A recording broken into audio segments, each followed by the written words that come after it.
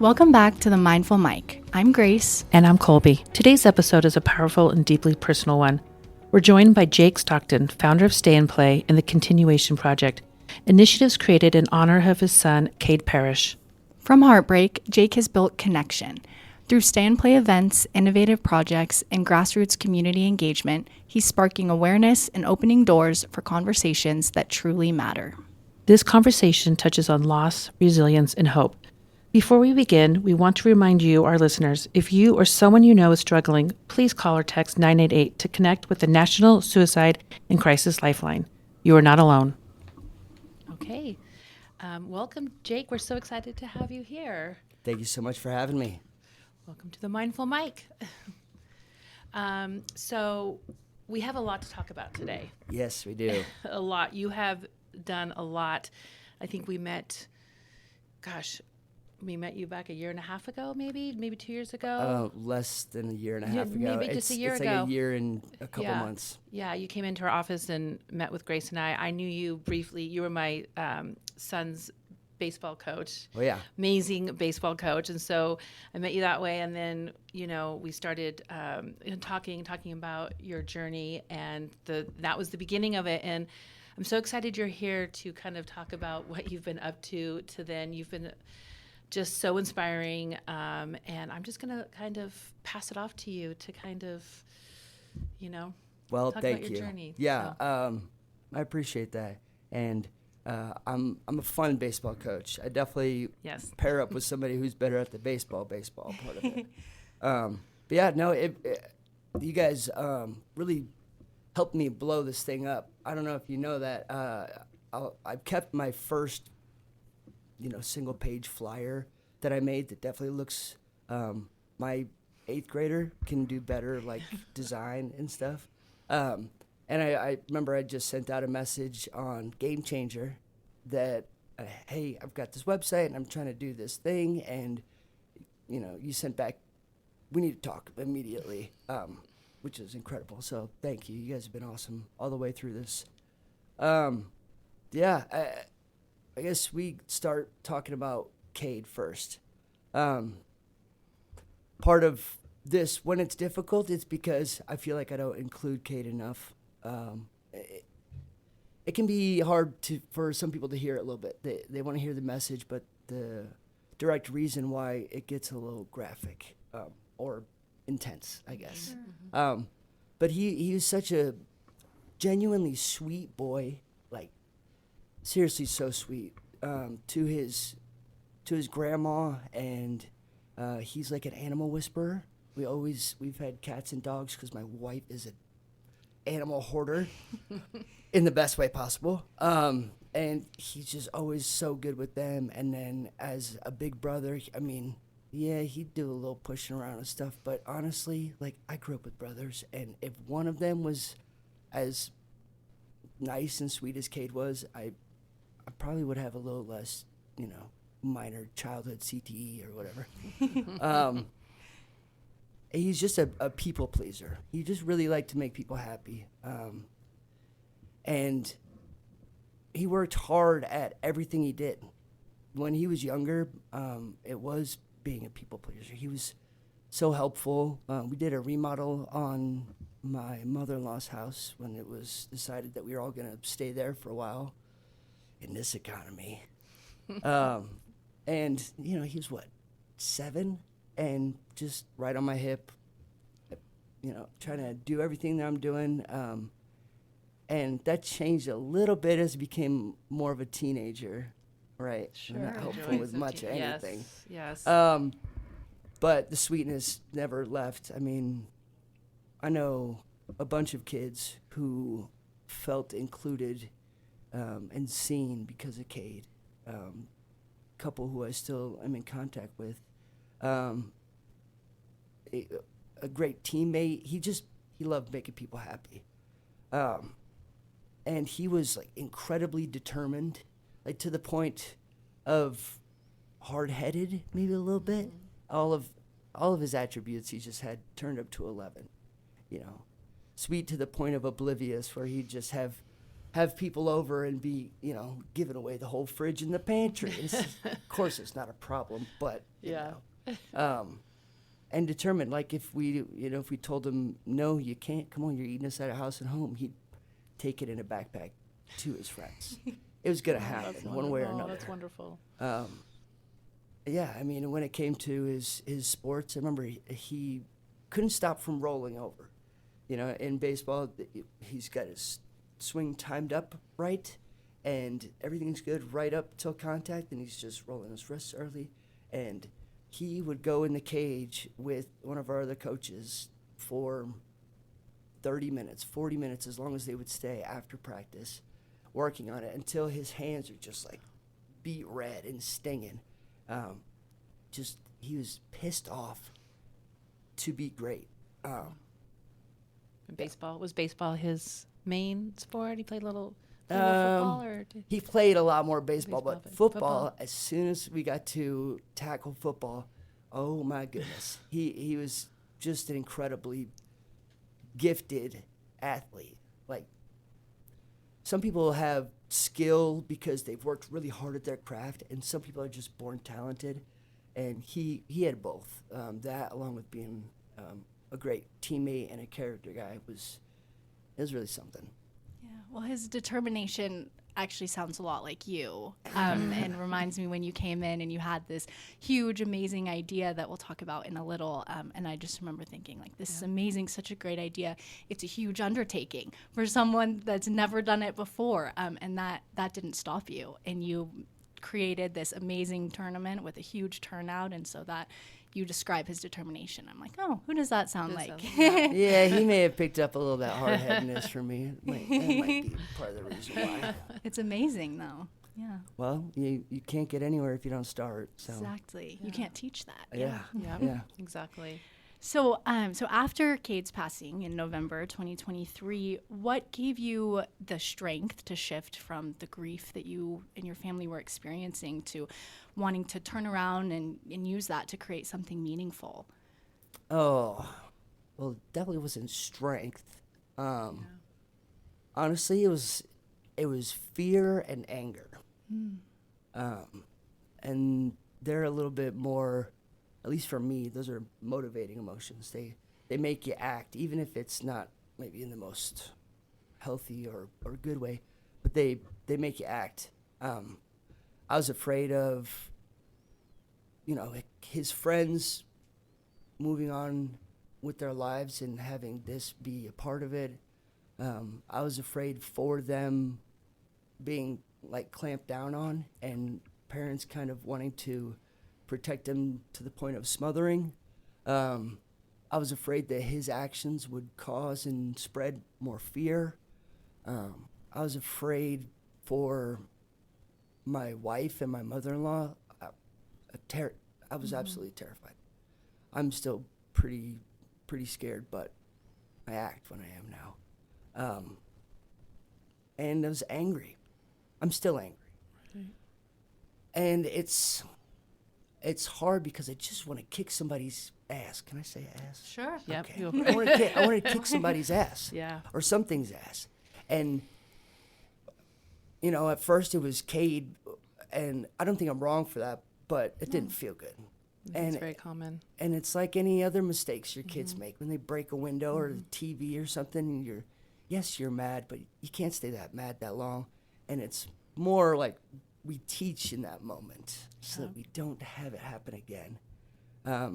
And I didn't know who to take the anger out on. I mean, again, Kate's not here. I can't take it out on him, or I wouldn't want to.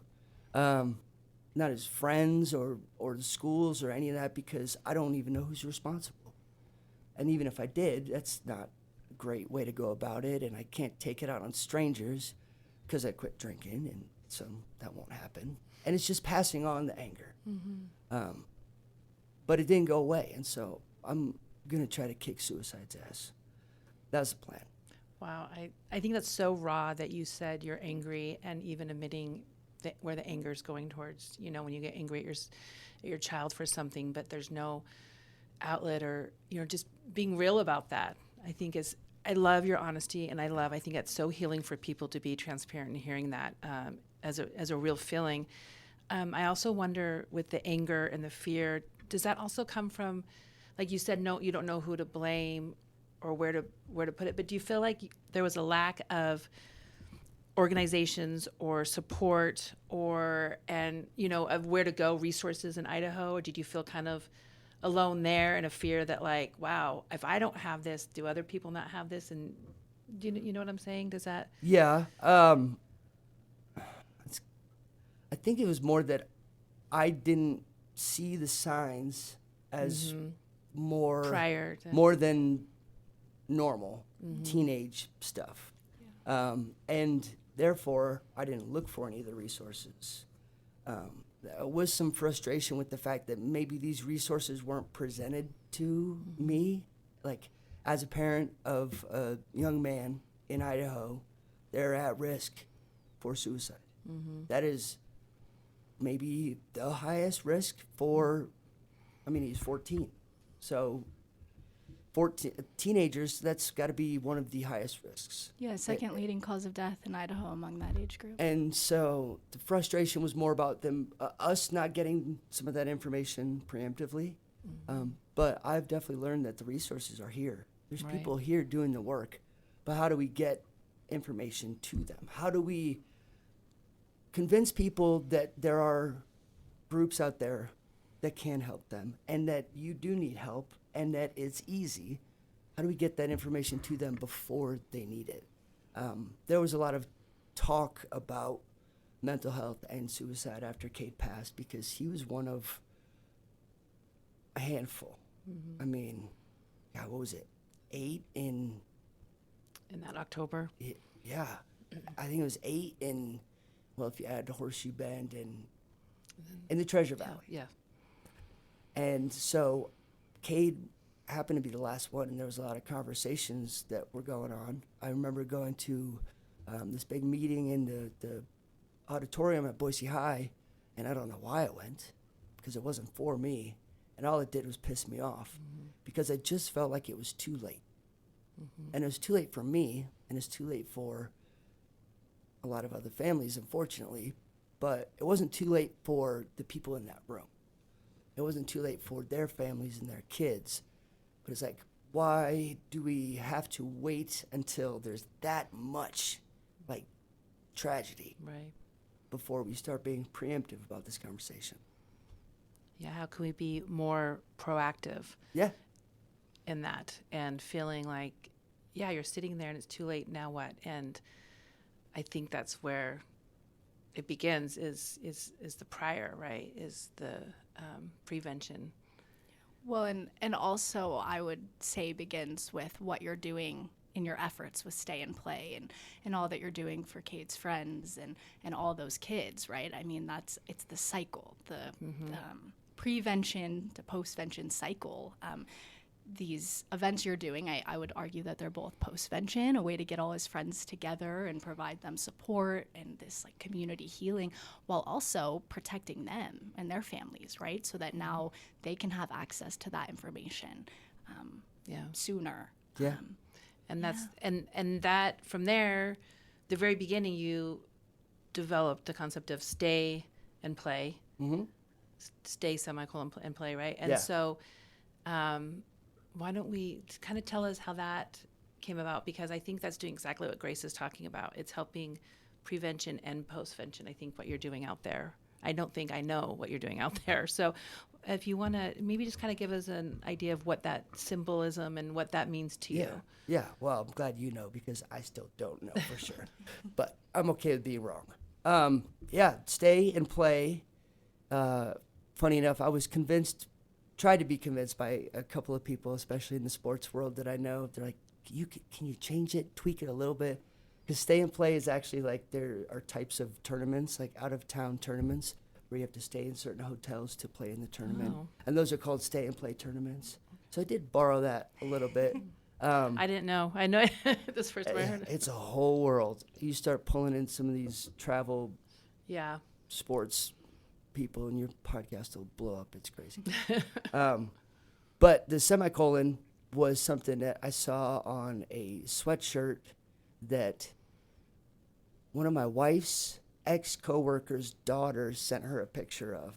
She had this really cool sweatshirt, and I was like, man, we could totally look into getting some shirts and sweatshirts and stuff that have, suicide prevention message.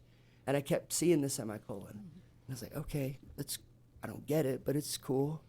So I looked it up, and a semicolon is used where a sentence could have ended but didn't. And that, to me, was like the most concise, great way to put that. Because it's not all sunshines and rainbows and trying to just be happy instead. It's kind of, you have to take a second to pause and reflect. It's getting, taking a hit and having to reset yourself. It's all of those moments where we feel like, crap, I'm done, or I want to be done, and figuring out a way to just keep your sentence going. So that was the reason for that. The stay and play was another one of those slogans that is used in a lot of the suicide prevention and awareness marketing, which is just so clear. Just stay instead. And play is it's the only thing I've really been good at. Playing with my kids, playing with other people's kids, playing sports, I have a job. It's just because nobody will pay me to play and hang out. It's kind of the thing I've been good at. So I figured I'd do what I'm good at. Yeah. And that's playing and trying to motivate and And get them to, and you, No, go ahead. I was going to say from there, your first event, and then you have the kickball tournament, and that was your first event. Yes. And that was the play, right? That Yeah. was the big play. So why kickball? Besides it's fun. It's awesome. It's awesome. I actually kind of have a weird long history with kickball. I used to live in this small town, Geneva, in upstate New York, and they used to have a minor league team there. But they don't anymore, but they still have the stadium. Oh, that's amazing. Actually, Pete Rose played there when he was very young before he became a pro. That's how old that stadium is. And me and my friends, we used to hop the fence and go play kickball in there. And it was great. I would do kickball practices with my baseball teams, especially when they were younger, to kind of break the monotony, and especially if I felt like we were a little too tense. The older boys were the ones actually where there's this huge benefit from it when they're 12, 13, 14 years old and they're taking themselves very seriously. To kind of make them play a recess game works great. And then my family, along with family friends, we would get together at my buddy Justin's house, and across the street they had this park, and we would play slip and slide kickball over there. Fun. And That sounds like someone's going to break a hip, or maybe it's just me. That's it. Yeah. It sounds so fun, though. Yeah, no risk, no reward. But kickball has just kind of been this thing that's been around forever. It's like childlike almost, right? Yeah. It brings me, when I heard it, it brings me back to my childhood. But, and being picked on the teams, right? And Well, being the last it's picked for me. kind of low stakes. It can be as competitive as you want it to be. But it doesn't take a ton of skill to be able to play. It doesn't take a lot of items to be able to play. There's a really low barrier to entry. It seemed like the easiest thing to do. So Stay and Play it's a kickball tournament. It's this initiative that you've started in memory of Kade. How do you describe what Stay and Play is and your mission, right? Because I think there's a lot more, right? Oh, than just yeah. the kickball. Yeah, because I'm a neophile. It's my $10 word of the day. Anything new, anything I can push to make it bigger. But Stay and Play is that's the name of the tournament. And if and when I can add more game tournaments, I was thinking about adult recess. Oh, yeah. Tell me more. tetherball, foursquare. Tetherball. You know, This is bringing back so many memories. maybe we'll even get the kids out and they can be our recess monitors. We can do a Yes. little flip.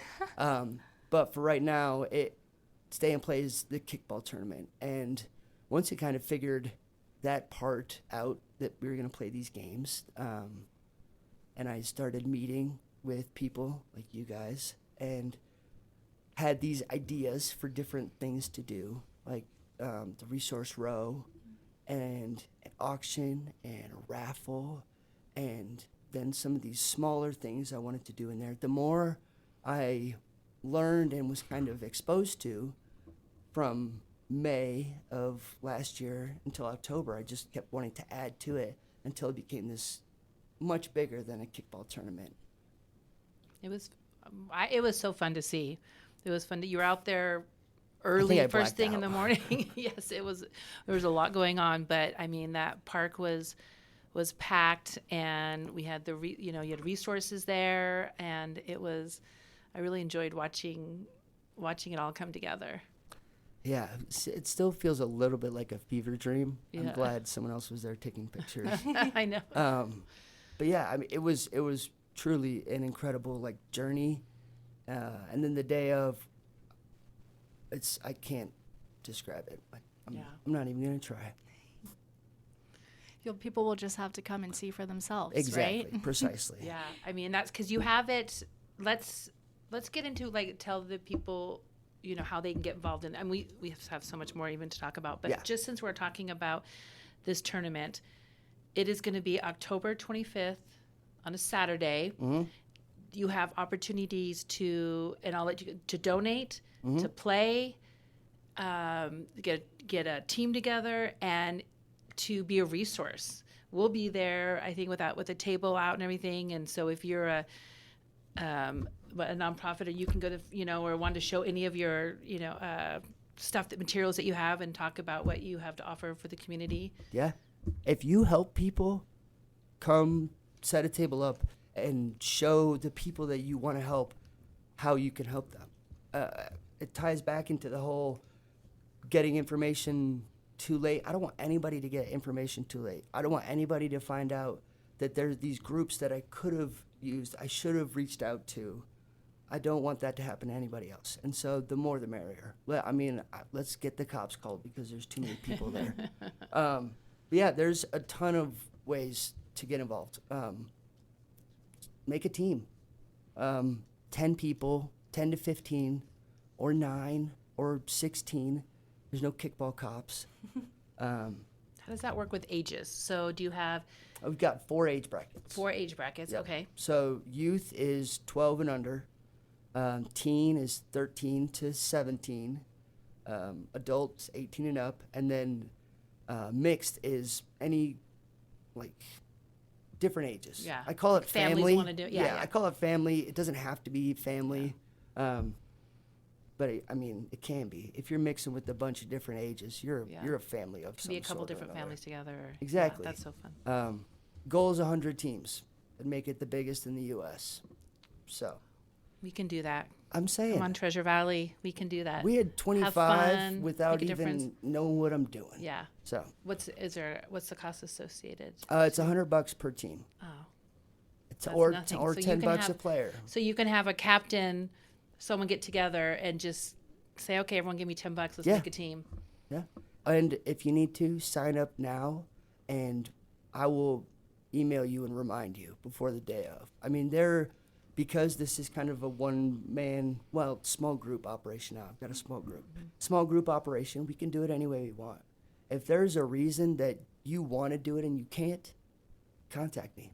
We'll make it happen. If they don't have a team, if someone just wants to do it individually, free or 2 agents. people want to do it, you Totally. can get them in on a team, maybe. And there's volunteer options. There's always fill-ins. We needed fill-ins last year.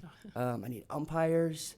I've got, I think it's 11 different extra booths and activities that I want to do, up from 3 from last year. I've got 11 ideas.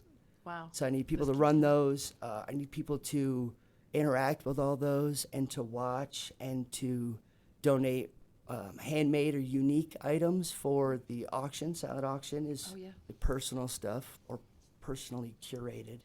And then stuff from businesses for the raffle. I'm going to call it out this year because I went to a couple and that looked like a lot of fun.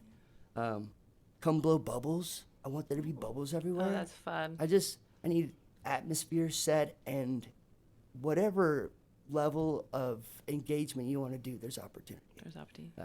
Just come. How can people get in contact with you if they want to volunteer or learn more? Do they just go to your website? What does that look like? Website is great. I try to put up stuff there all the time. Okay. And that's Kade Parrish stayandplay.com. Okay. We'll add a link on our website as well for everybody that can go directly there. And I mean, call me, text me, 208-515-8274. I put my phone number on the internet. I know what I'm doing. Email me, stayandplay988@gmail.com. Instagram, Facebook, however you can. I'm trying to give ample opportunity to participate. A lot of times I think we get a lot of advice on how we can help people and not an opportunity of help people. Yeah, Right. absolutely. So in addition to Stay and Play, speaking of your website, I saw some things on there about the Continuation Project. Yes. So can you tell us about that and Stay and Play's involvement with that? Yes. That was an idea that kind of came about as it became clear that, oh my gosh, this is really happening. We're actually going to pull this off. I started, snowballing and thinking, well, in the future, maybe we can donate to sports teams who, for people who are a little less privileged, or band, because Kade played clarinet, was wonderful at it. And all these different things that Kade liked and was into. And then I realized, with getting all the groups from Resource Row, how many people are out there helping and how many people need help. And with not knowing exactly why Kade took his life, I started trying to think of, well, why would somebody take their life? And I came up with so many reasons. I don't know if that's healthy or not. I should write that list down. But I did, and it just kind of blew me away how many reasons why somebody might not want to keep going. And that's who we're going to help. Is it anybody and everybody that I can. And so the continuation name came from my friend Justin and Danny on the day of the kickball tournament decided to make me cry a whole bunch. And they gave me this acrylic trophy, and she put the continuation award on there. And That's so beautiful. yes, Well, I can tell that yeah. really meant a lot to you, and that you just, yeah. And so That's huge. that was the name. The idea is to have events all the time, and I pulled together. Well, they pulled to me a group of people who were like, "Hey, this is awesome. We can do so much better than this." I can tell it's kind of like a Honda Civic taped to a missile, and we can make it an actual rocket ship. Yeah. And so I got together a board, and we sat in an actual board room and at the big table and everything. I felt very grown up. And I kind of used them as a backboard to get some ideas off of, and we came up with some initiatives to do throughout the year. And so now the idea is hopefully that that'll be my job eventually, that this is something I can do year round. It took me 6 months to plan the first kickball tournament and to figure out everything, how to build a website, how to use Canva. Thank you. That was you guys, by the way. And the logo. And now it's taking me less time. I've already got something to build off of. Yeah. And so to add more events to that, the money raised from those will go towards specific nonprofits and groups helping specific people. We're there, the professionals, and then do these smaller interactive things all the time to just show how similar we are, but yet how different we are, how connected we are, and that we're all community. You never know who's going to need help. You never know who you're going to be able to help. If we all could just speak a little more and be heard a little more, especially outside of our normal circles, I think that is preventative for all kinds of things, not just suicide prevention.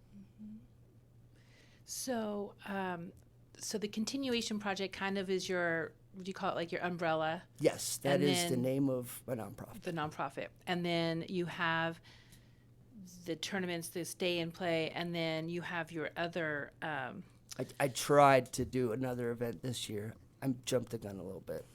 you, Yeah, it It's- didn't end up you've got- happening. well, I mean, it takes a lot, and you should be really proud of what you're doing, and I think that it's like, that happens. I mean, we see it here and stuff too. We have some of those where we've got this big turnout and everything's great, and then this other one where it's just like, oh my gosh, it's Yeah. not what you quite expected, but then there's something else out there that's great and that you're going to continue in doing and stuff like that. And then Yeah. you like, it's just kind of like refocus, it's like reroute, right? Yeah, well, like it's reroute that's on why there. I and love then, sports, right? They Right. got all the good metaphors in there. Yes. It's like you can't get hits if you don't swing. Right. And if you only swing when you're 100% sure that you're going to hit it, you're not going to hit very often.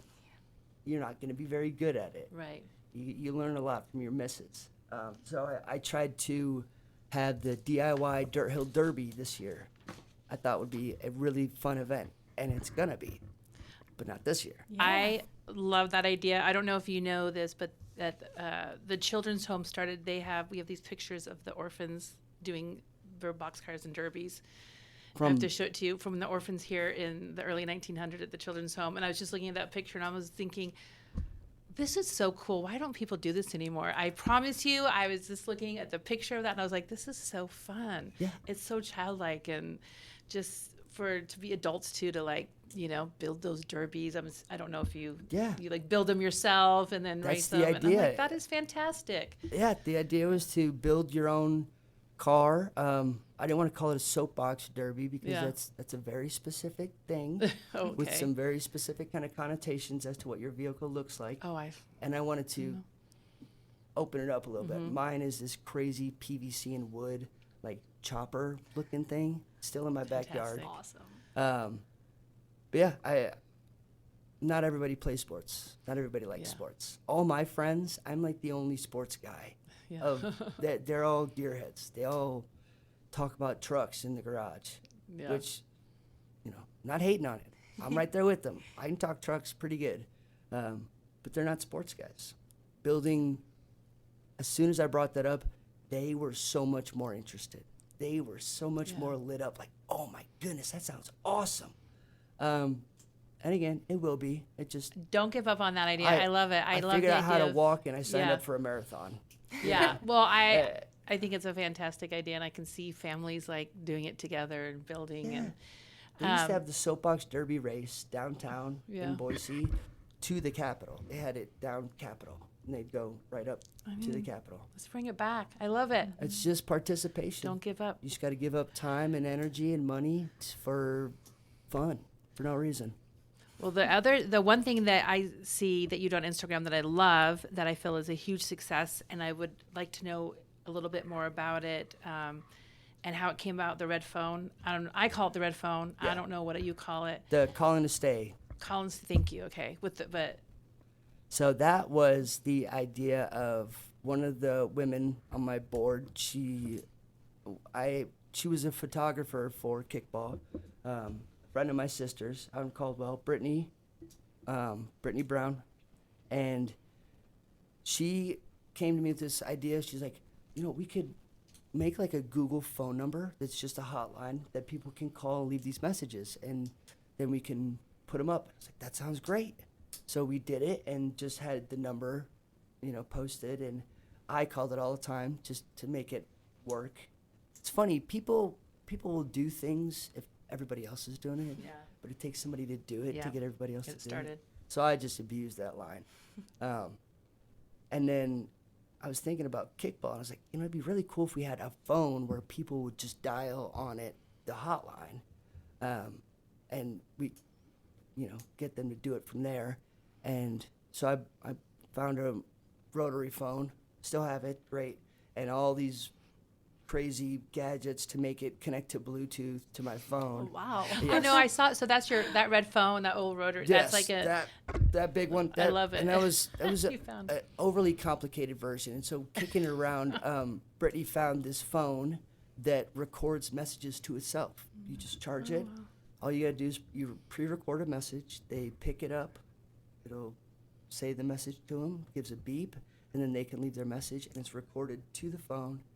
Pick the phone up, plug it in the computer, and download them. And it's been awesome. I firmly believe, despite all of the stuff in my life and the lives of all the people I know, that people are good for the most part, and they want to help, and they're not intentionally evil or mean or cruel. And so when you give people a chance to show that side of themselves, they will. I firmly believe that they will. And again, it's one of those things where we hear so often about needing to have connection and positivity and all this stuff. But this is an opportunity, like, here, do it. Yeah. I'm not just going to tell you how to make this world a better place. Do it. Right. So are those the kind of messages that people leave on the phone then, like uplifting words Yeah. for others that are listening? Or do Yeah. you have, like, can you think of a favorite one off the top of your head, or a summary of what it meant? Not one. Yeah. No. There's too I many. love that you have probably, it on right? Instagram too, though. Yes. So if people need to follow you on Instagram because And Brittany Brown, Idaho Wild Yeah. Art. Yeah. She's the Instagram wizard. I've learned everything from her, and she does a wonderful job with them. There's so many good ones out at the Flying M in Caldwell. Listen to those ones, and then also at Common Grounds. They're all great. I mean, people sharing stories from their lives of hard times that they've had. Just reminding us that for the most part, people wish each other well. I have a question for. Okay, so my son because he just did it last Yes. weekend. He picked Yep. up a phone. At the SAC camp. Yeah, at his camp. He's 11, which everyone knows because I talk about my family all the time on this. But so he only knows cell phones and stuff. Did him and those kids, when they pick up this phone, are they like, "What is this?" Oh yeah, it's great. It's great. I want to get it in. That's why I still kind of want an actual rotary phone. I Yeah. still have that other one with Yeah. all the crazy contraptions. I'll bust it out. But yeah, and they're super receptive to it. We put up prompts usually with the phone, like, don't know what to say, try these kind of things. And for the kids at the football camp, and for my kids, and I'm gonna do the color run at Cynthia Mann this coming Tuesday. Oh. I'll set it up. But the prompt was, how would you comfort someone who had a bad first day of school? I want them to talk about the first day of school. And some of them are just, they're very blunt. Don't get in fights. And then there's sweet kids who are kind of in touch and understand what I mean, like Ethan, who had a very sweet message that I'll put up. Oh, I know. It was so neat to go to the camp when I saw the red phone there. And I was like, oh, I love it. I love that you have this here. And they're probably thinking, what is that old time machine there? Oh, yeah. But I think I love the symbolism of it too, though, right? So. That's why I early on decided and knew, I was like, I cannot be the smartest person in my boardroom. I don't want to be, not even in top 5, or the most creative, or the most anything except for driven. I firmly believe you surround yourself with great people, let them do the thing that they do, and I'll just push. It takes a community, it takes a team, right? For everything. For sure. You definitely have the drive. Do you feel like Stay and Play has changed you as a person? Obviously, has only accelerated your determination, but Oh man, to the nth degree. Yeah, man, depends who you ask. It's a little bit positive and negative. It's become kind of the singular focus of my everyday, all day, every day. Again, to the point of it being probably a little less healthy than hopefully it will be in the future. Right now, I'm just supercharged with how can I give back? How can I give my time and my energy and my platform and my organization to help other people? Because at the end of the day, I think all of it is suicide prevention. And so I'm not opposed to any of it. And there's so many avenues. There's so many groups to jump in with. It's kind of taken over my brain. But I definitely feel like I have a purpose. After Kade died, the hardest thing was feeling like a failure as a parent, especially as a dad. I think dads will agree that our job is like protection. We protect our families. And I don't know if I definitely didn't do that as well as I could have. I would have been a lot harsher a year ago saying that to myself. And you know, on my worst days, I still am. But I kind of lost my train of thought after that No, one. I mean, this is okay. really good. But this is a way for me to retribution for that. It's my way to attempt to make up for that. I kind of I kept saying to like other people and you know out loud that I'd been broken, you know, and I was, but I'm repaired now and I work a little bit differently. You know, I kind of fix myself like I fix everything else in the house. It doesn't work like it used to work, but it still works. That's a good analogy. Do you have any advice for parents or other individuals that have lost someone to suicide that you feel like you could share with them?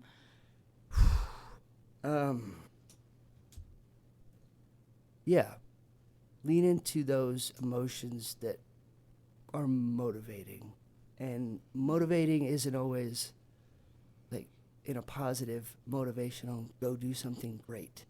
They're the emotions that make you do something, and try to direct that in a positive way.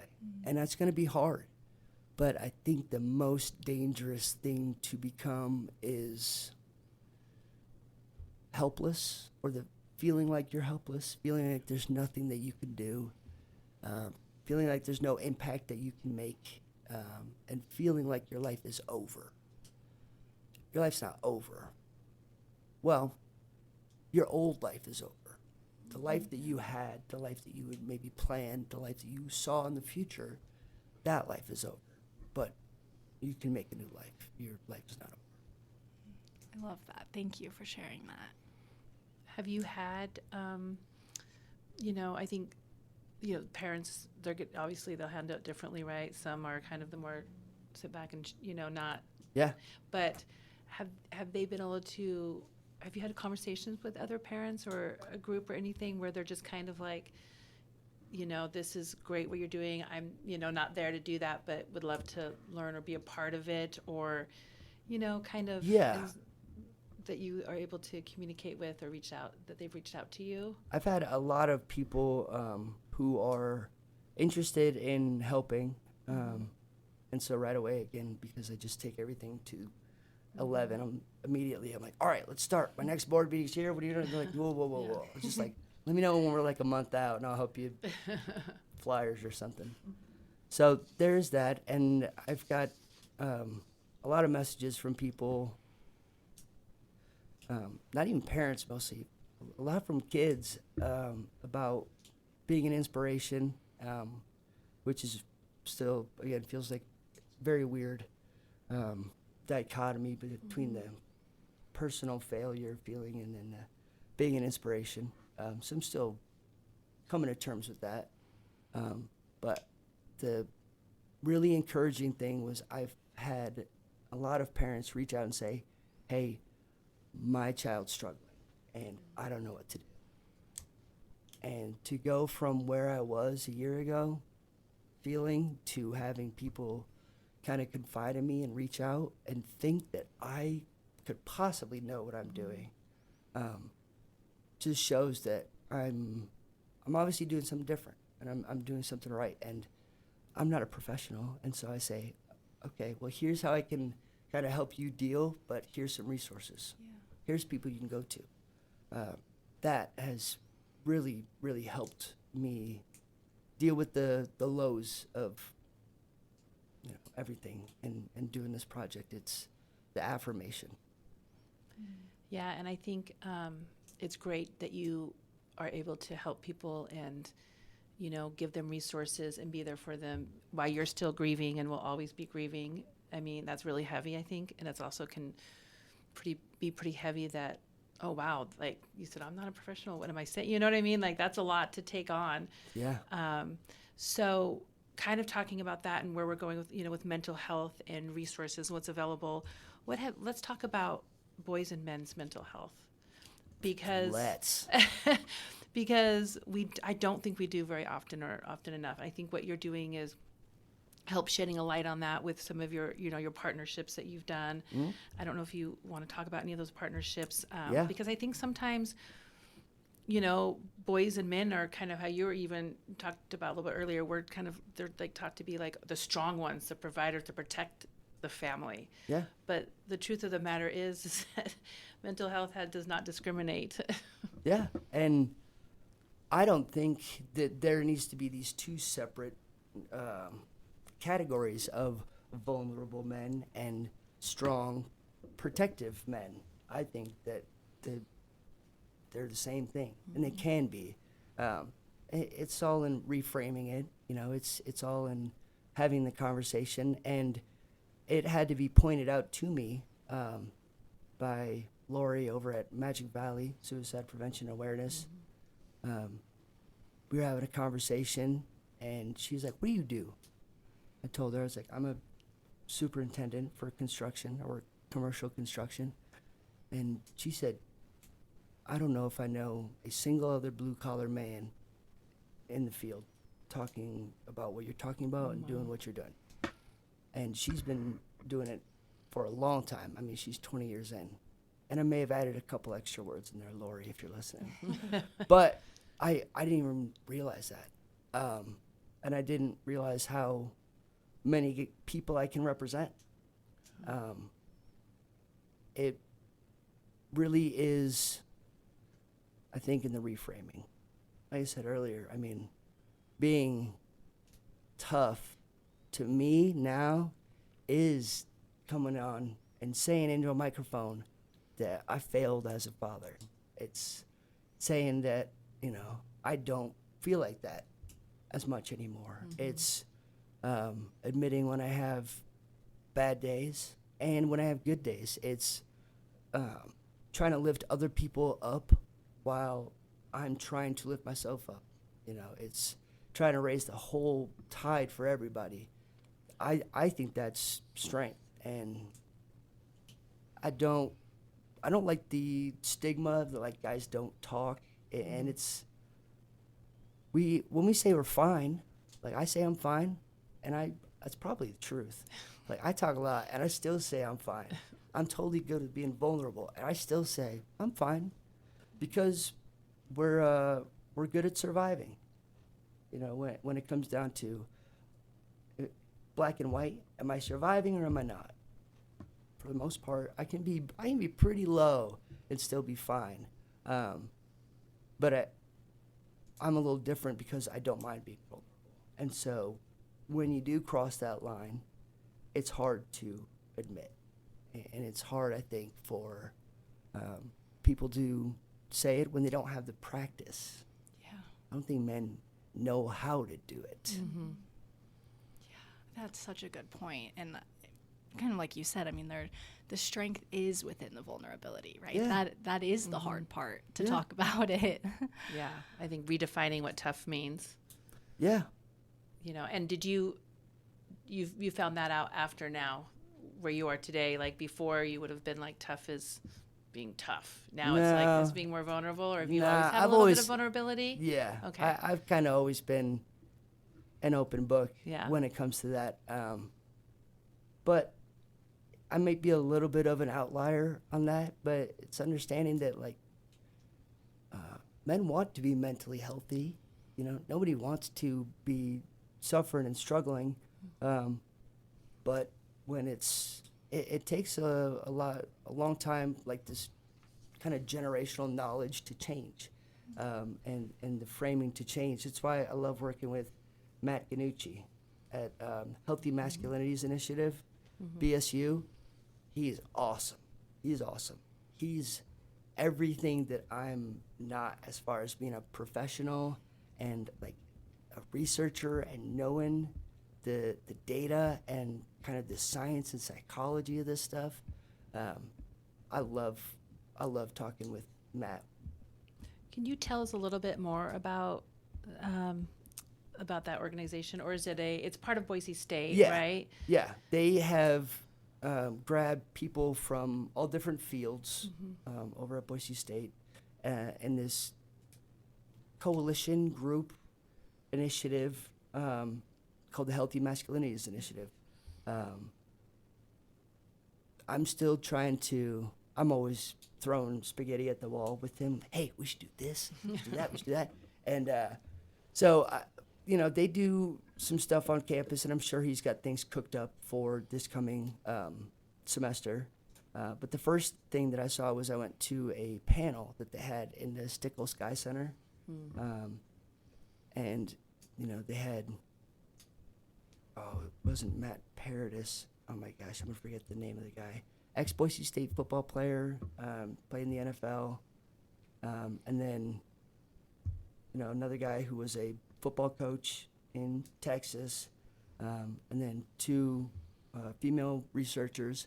And they asked questions to him, and they just bounced it around. And they took questions from the audience, and it was awesome to see the approach from all these different people on topics of masculinity. And now I'm just trying to see, well, how can we get it to the people who would never go to a meeting about healthy masculinity? Well, I think you are already doing that in a way, though, right? Trying. You just talking about it, just being vulnerable, and people listening to you being vulnerable. I think it's a testament that you get inquiries and texts from people who reach out to you saying that, you're an inspiration, or just even turning to you for help. I mean, I think that is just highlights that you're doing it. I'm trying. I really would love to get into some of the construction spaces that I'm a part of, and see how, even if I can't help them, how I can get some communication going.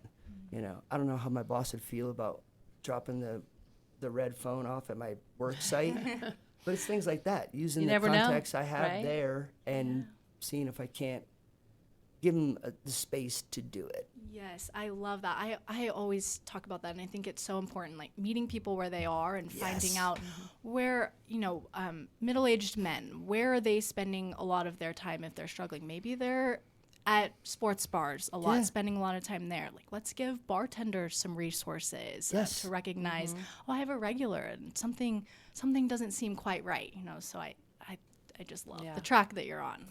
Well, there's so many different avenues, and I can focus on boys and men because that is who I understand, because that is all I've ever been. I was a boy and I'm a man, and trying to talk for anybody else would be kind of out of my lane. But I know these guys. I've worked with these guys. I'm friends with these guys. I think we can do something. We can do better than we've been doing. Yeah, absolutely. So it sounds like you have so many big plans for the continuation project, for Stay and Play, for all that. What, for people listening, how can people get involved? Like, what are the next steps that you see or that you would like to see happen? If you would like to host the Calling to Stay phone or the Struggle Box is another Yeah, the thing that struggle boxes I really we like. didn't touch on. It's a big old welded steel and wood box that a buddy of mine made, and it came from, I like to give the advice of get it out of you.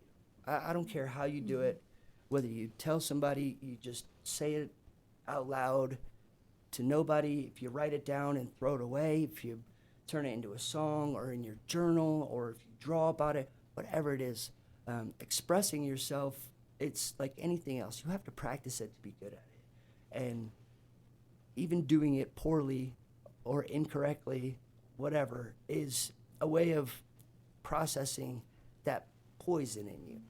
We all have it. We all build it up, and then the idea is to purge it. And so the struggle box, the idea was to, this is a place to get it out.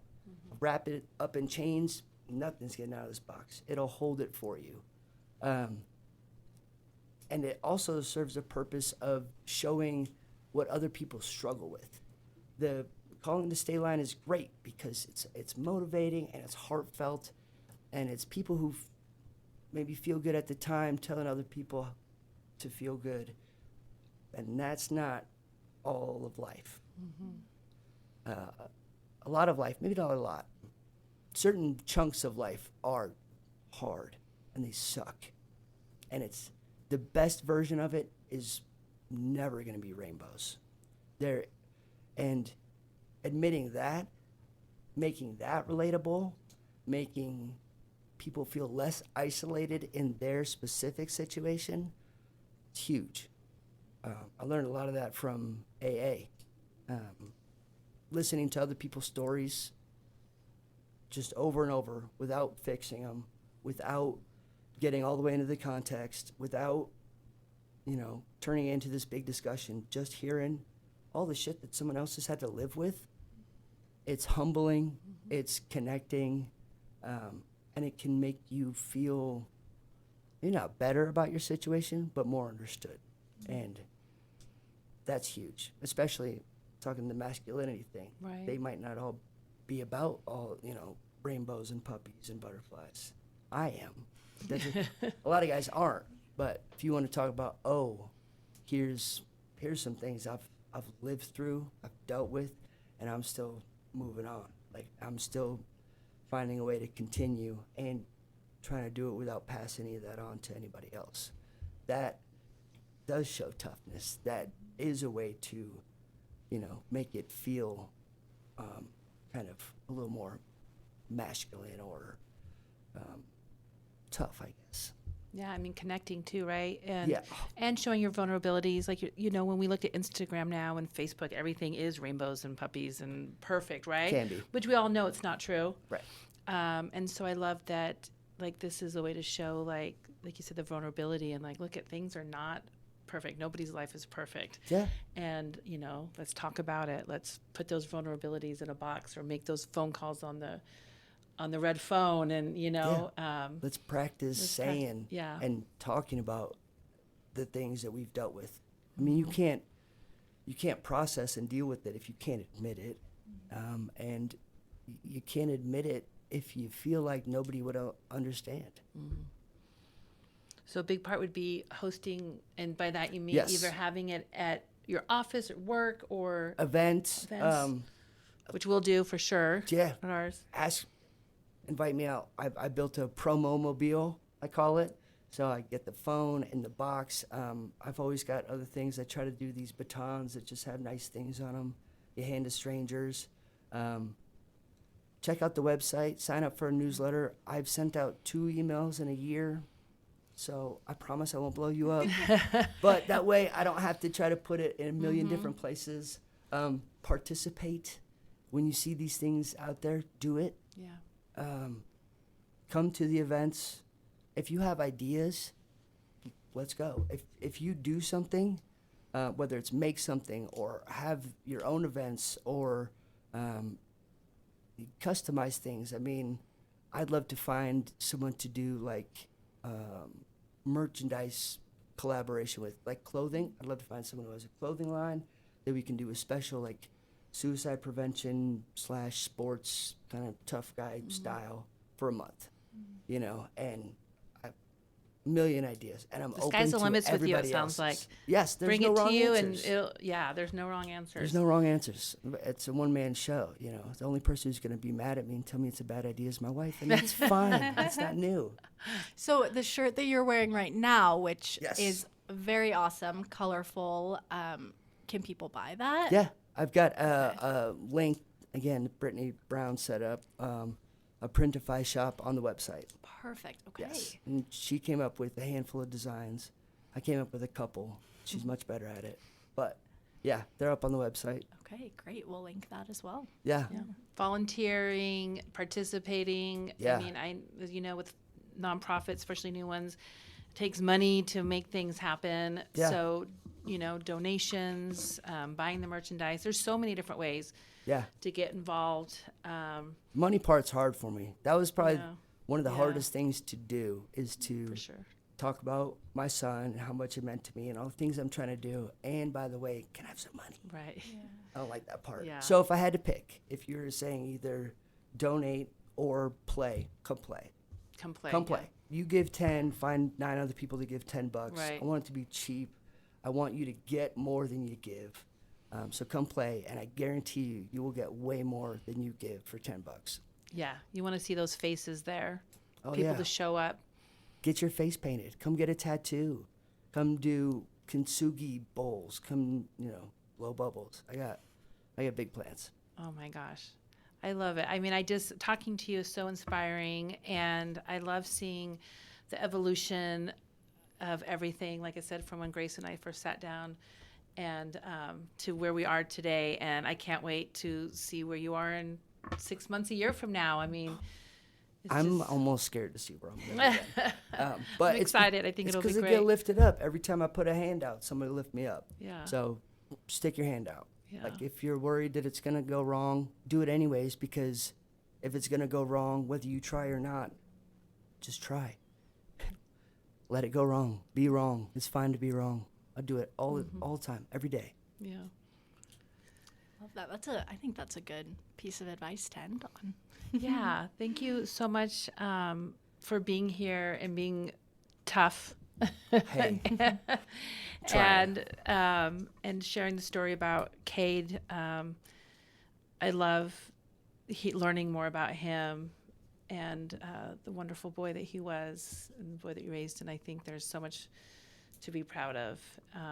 And just thank you for sharing your story. I know it's not easy, but we really appreciate you being here. Well, thank you. I don't do it because it's easy. I do it because it needs to be done. Right. It's another one of those manly things you can kind of goad them with. Yeah. Do it because it needs to be done. It needs to be done. Yep. So everybody get online at the Children's Home, Idaho.org.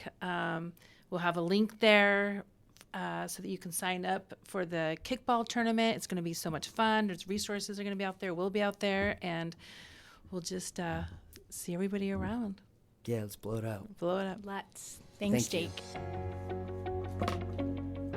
Jake's story is a reminder that out of loss can come purpose, and that healing is often found through community, play, and connection. We're grateful to Jake for sharing his heart and for creating space where tough conversations can turn into hope and action. If today's episode resonated with you, please share it with a friend. And remember, if you or someone you know is struggling, help is always available. Call or text 988 to speak with a trained crisis counselor at the National Suicide and Crisis Lifeline. And don't forget to follow The Mindful Mic on your favorite podcast platform. Like, share, and subscribe so more people can join this conversation around mental health and healing. We'll be back next time with another meaningful discussion.